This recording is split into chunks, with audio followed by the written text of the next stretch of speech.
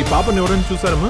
లేదు సార్, ఈ పాప ఎవరో మాకు తెలీదు సార్. నా పాప నాకు చెప్పకుండా ఎక్కడికి వెళ్ళదు సార్.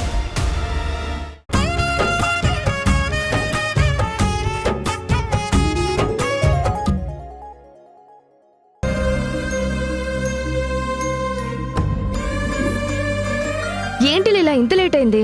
మిమ్మల్ని మార్నింగే రమ్మన్నాను కదా. సారీ ఐశ్వర్య, ఎప్పుడో స్టార్ట్ అయ్యాం, మధ్యలో కార్ ట్రబుల్ ఇచ్చింది. ఓకే లిజన్, ఇప్పుడు అమ్మవారికి బావ పేరు మీద నిలువెత్తు బంగారం ఇస్తున్నాం. అంత బంగారమా? ఐశ్వర్య, మీ ఇంట్లో చెట్లకి పూలు బదులు బంగారం పూస్తుందా ఏంటి? అబ్బా సీరియస్గా వినండి. ఇక్కడ గోల్డ్ అంటే బెల్లం, తులాభారంలో వేసేదాన్ని బంగారం అనే అంటాం. బావ బరువుకి సరితూగే బంగారం అమ్మవారికి ఇస్తున్నాం. ఓ, ఇంత కథ ఉందా? ఇంతకీ నీకెలా తెలుసు?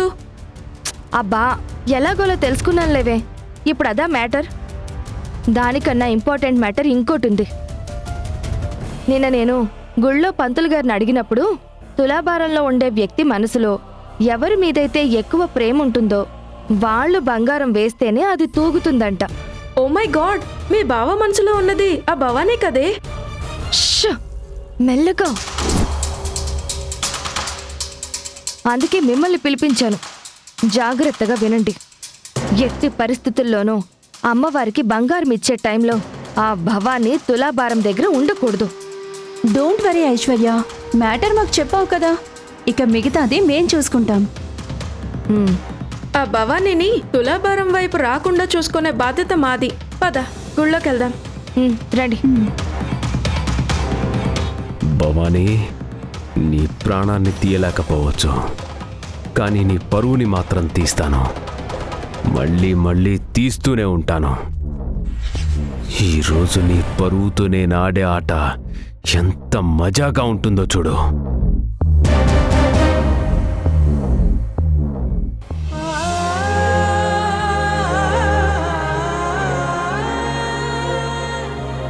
నమస్కారం అమ్మా. నమస్కారం గురువుగారు. అమ్మా, శుక్ల పౌర్ణమి హస్త నక్షత్రం నాడు ఈ గుళ్ళోకి అడుగుపెట్టారు. అద్భుతమైన సమయం. ఈ బ్రహ్మగడియల్లో గ్రహాలన్నీ ఒకే తాటిపైకి వస్తాయి. ఇది 6 నెలలకు ఒక్కసారి వచ్చే దివ్యమైన సమయం. ఇంకొద్ది క్షణాల్లో సూర్యకిరణాలు ఆ అమ్మోరి ముక్కెరను తాకగానే గుడంతా వెలుగుతో నిండిపోతుంది.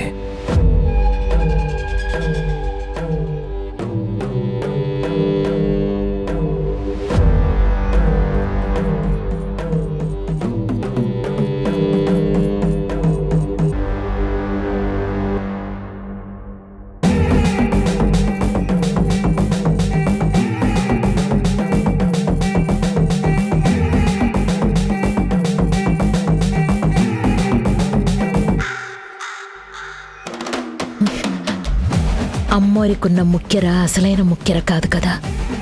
మరిప్పుడు సూర్యకిరణాలు దాని మీద పడి వెలుగు రాకపోతే అది నిజమైన ముక్కెర కాదని అందరికీ తెలిసిపోతుంది. ఇప్పుడేం చేయాలి?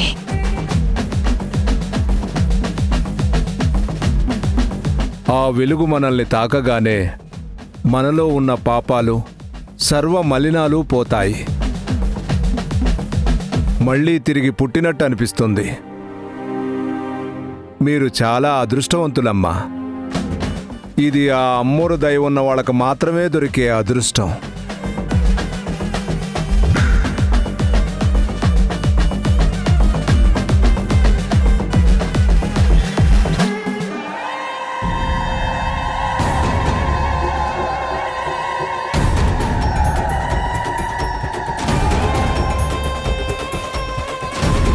అదిగో సూర్యకిరణాలు మొదలవబోతున్నాయి.